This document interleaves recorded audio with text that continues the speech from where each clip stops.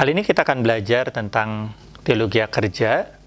Ada beberapa pemahaman dasar yang perlu kita miliki sebelum kita masuk ke dalam pembahasan tentang teologi kerja itu sendiri.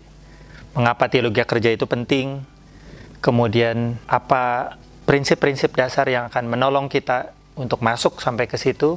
Nah, kita akan coba bicarakan dalam kesempatan ini. Jadi yang pertama, mengapa perspektif Alkitab tentang kerja itu penting untuk kita pahami? Ini karena ada problem dikotomis yang mewarnai cara berpikir kita sebagai orang Kristen yang sudah sedemikian mendarah daging dalam kehidupan kita. Kalau kita lihat dalam gambar ini misalnya, kita melihat ada dua kelompok orang yang berbeda di sini. Yang satu kita lihat pekerjaannya itu dekat dengan Tuhan, yang pakai jubah ini. Yang satu pekerjaannya entah dekat dengan siapa. Mereka berseragam lain.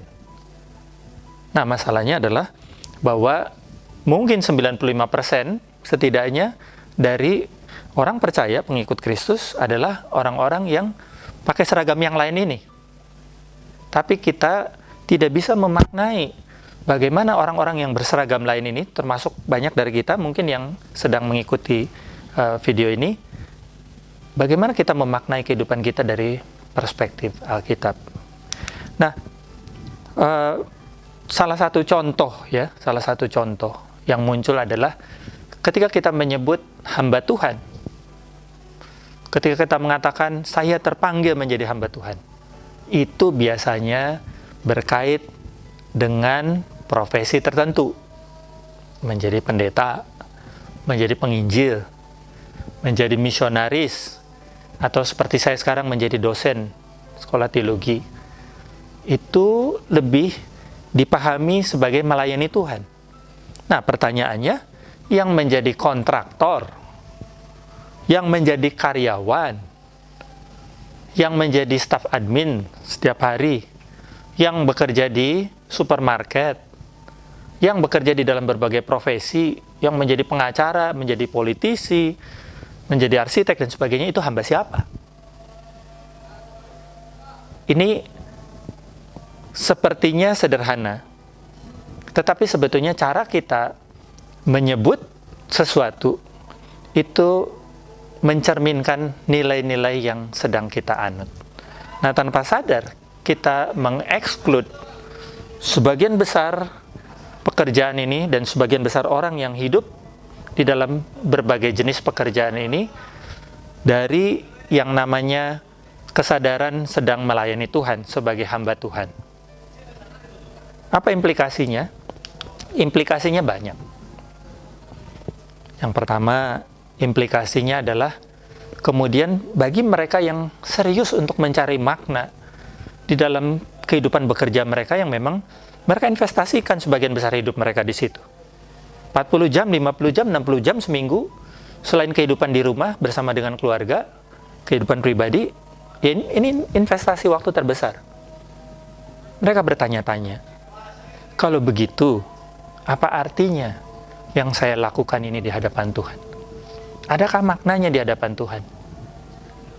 Sehingga sebagian orang kemudian mencoba mengisi rasa bersalahnya dengan ambil porsi pelayanan yang banyak, dengan kegiatan yang banyak di gereja atau di lembaga-lembaga parachurch.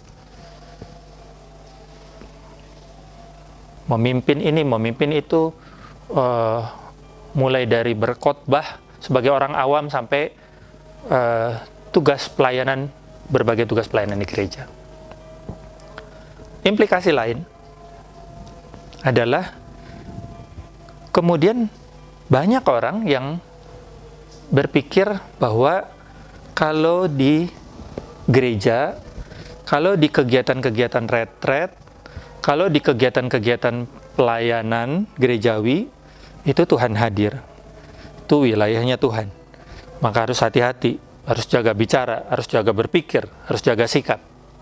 Tapi dalam pekerjaan sehari-hari, di proyek, di kantor, ketika berbisnis, wah ini wilayahnya yang agak jauh dari Tuhan. ini Tuhan tidak terlalu ngurusi ini daerah sini. Dan ini ada aturan mainnya sendiri. Maka kalau saya mau hidup di sini dengan baik, survive, saya harus ikuti aturan main di sini. Sehingga tanpa sadar, kemudian banyak orang hidup dengan ada stop kontaknya. Ketika hari Minggu, ketika datang ke gedung gereja, ini stop kontak pelayanan, melayani Tuhan. Ketika hari Senin sampai Jumat, ketika ada di kantor, di proyek, di tempat pekerjaannya, ini di switch ke inilah kehidupan sedang melayani entah siapa. Ada satu kehidupan yang terpisah antara kehidupan di gereja, kehidupan pribadi, mungkin spiritualitas pribadi, dengan kehidupan di dunia pekerjaan. Dan sekali lagi, inilah problem dikotomis yang mewarnai kehidupan kita sebagai orang Kristen, yang kemudian membuat kita tidak bisa melakukan apa yang Tuhan sebetulnya mau untuk kita lakukan melalui kehidupan bekerja kita. Dan di dalam rancangan Allah yang sesungguhnya, kehidupan bekerja adalah bagian yang integral dari kehidupan kita sebagai manusia, secara individu maupun sebagai komunal, sebagai komunitas. Bahwa seharusnya tidak ada pemisahan antara spiritualitas pribadi, kehidupan keluarga, kehidupan bergereja, maupun kehidupan kita sebagai umat Allah.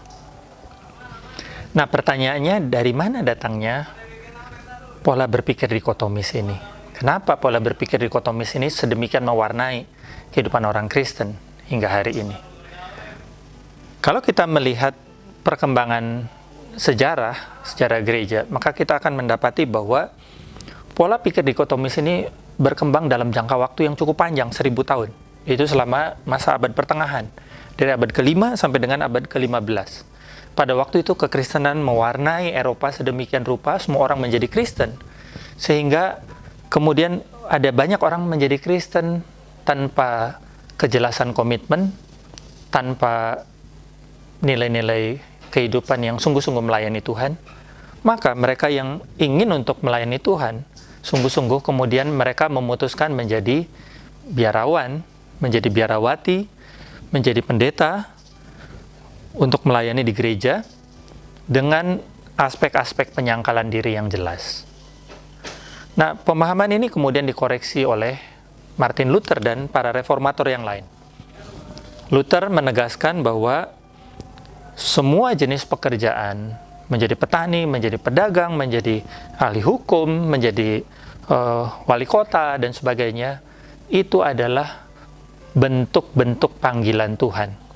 Jadi panggilan Tuhan bukan hanya untuk mereka yang menjadi biarawan, biarawati, atau menjadi pendeta, tetapi panggilan Tuhan berlaku untuk mereka di dalam berbagai bidang pekerjaan. Calvin tidak banyak bicara tentang ini, tetapi menarik sekali bahwa di dalam tradisi reform, konsep teologi kerja yang holistik ini yang kemudian banyak berkembang. Salah satunya yang terkenal adalah tradisi Puritan. Orang-orang yang mengikut Tuhan di dalam komitmen mereka untuk menjalani kehidupan sehari-hari di dalam landasan firman Tuhan. Cara berpikir dikotomis ini juga tampak di dalam tulisan-tulisan tentang bekerja. Dalam satu buku, Theology of Work, Darrell Cosden menggambarkan bahwa tulisan-tulisan tentang teologi kerja itu bisa dibagi ke dalam 3 bagian. Bagian yang pertama, yang paling dominan ada di dalam literatur-literatur terkait teologi, adalah refleksi teologis itu muncul sebagai bagian yang sangat minor. Di dalam tulisan tentang doktrin Allah, doktrin manusia dan dosa, doktrin keselamatan, Roh Kudus, eskatologi, dan sebagainya, kadang-kadang ada bagian kecil yang terkait dengan kehidupan kerja manusia, tapi sangat minor. Dan itu yang masih dominan mewarnai tulisan-tulisan teologis. Kemudian bentuk tulisan yang kedua adalah refleksi teologis yang muncul ketika sedang merespon masalah-masalah etika yang terkait dengan pekerjaan. Jadi misalnya ketika ada problem pengangguran. Bagaimana kemudian merespon problem pengangguran ini dalam kaitan dengan apa sih refleksi teologis tentang bekerja yang dikatakan Alkitab. Ketika merespon soal diskriminasi di tempat kerja, soal perusakan alam karena usaha manusia, karena pekerjaan manusia, maka dilakukanlah penggalian Alkitab, refleksi teologis tentang kehidupan bekerja. Nah, bagian yang ketiga yang baru berkembang belakangan, mulai 3 dekade terakhir ini, tahun 90-an ke sini, adalah tulisan-tulisan yang secara lebih serius memang mencoba membangun satu perspektif yang lebih utuh tentang kehidupan bekerja. Mulai coba melihat apa sih sebetulnya hakikat bekerja. Apa sih sebetulnya tujuan bekerja. Bagaimana ini berkaitan dengan kehidupan kita secara utuh sebagai orang yang percaya mengikut Tuhan. Apa sih kaitan antara pekerjaan kita dengan misi Allah di tengah dunia ini? Inilah bentuk yang ketiga yang baru muncul belakangan. Kalau kita lihat di dalam literatur yang muncul dari tahun 90-an hingga saat ini, maka muncul pendekatan, ada yang mendekati dari sistematik teologi, dari doktrin penciptaan, manusia sebagai gambar Allah, atau ada yang mendekati dari perspektif Roh Kudus, atau ada yang mendekati dari perspektif eskatologis. Nah, bentuk yang kedua adalah yang mendekati dari pendekatan biblical teologi, melihat bekerja seperti yang muncul di dalam gambaran Alkitab mulai dari Kejadian sampai dengan Wahyu. Ini muncul di dalam beberapa tulisan yang ada. Kemudian yang ketiga adalah mereka yang mendekati teologi kerja dari perspektif denominasi atau aliran gereja yang masing-masing. Dari ada satu seri yang keluar yang mencoba membahas teologi kerja dari perspektif Wesleyan, ada perspektif Pentakosta, ada perspektif Baptis, kemudian ada perspektif Reform. Nah, dalam proses penelusuran untuk menemukan kerangka yang utuh, kerangka yang solid tentang teologi kerja, saya sendiri kemudian melihat bahwa kerangka teologis yang berdasarkan metanarasi Alkitab memberikan satu fondasi yang kokoh untuk kita bisa merespon berbagai pertanyaan tentang bekerja, yaitu melihat bekerja dalam rancangan Allah yang semula di dalam penciptaan, dalam kaitan dengan penggenapan, kemudian apa dampak kejatuhan manusia ke dalam dosa terhadap kehidupan bekerja, dan apa dampak dari penebusan Kristus dalam kaitan dengan kehidupan bekerja kita. Ini beberapa literatur yang bisa menolong kita, beberapa literatur kunci yang bisa menolong kita untuk melihat bekerja, baik sebagai prinsip-prinsip dasar maupun dalam kaitan dengan misi Allah dan dalam kaitan dengan bagaimana membentuk umat Allah untuk siap menjalani kehidupan bekerja dengan pola pikir yang lebih utuh, yang tidak dikotomis. Demikian sebagai pengantar tentang mengapa teologi kerja itu penting dan apa yang akan menjadi landasan untuk pembahasan yang lebih lanjut tentang teologi kerja.